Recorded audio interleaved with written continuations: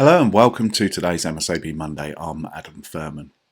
We're taking a look at XRY today, and you will see the version of XRY Pro that I'm running is 11.4.2. Now, this was classed as a micro release, where if you recall correctly, in order to install a micro release, you would have to ensure that you had the major version installed. This is now changed, and each release is its now own independent install. So you do not need to install any base versions once you install a new micro release. So from now on, all you need to install is the latest version that is available on the customer portal. So let's have a look at some of the things that have been improved recently in XRY. We've made significant improvements to the case overview. We've also improved a custom directory for Python scripts. So if we go up to menu and into options, in regards to Python script, you can now create a custom directory, which is great if you're working as a team across a network. The other good thing to mention is you will notice in the options menu and no longer in the process options, if you're an XRY Pro customer, is the option for brute forcing, where we can enable GPU brute forcing as long as you've got NVIDIA, AMD,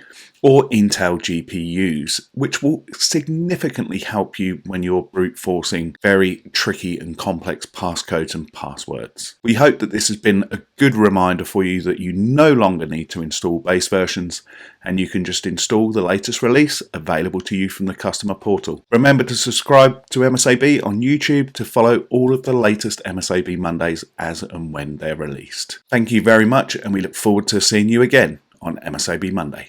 Thank you.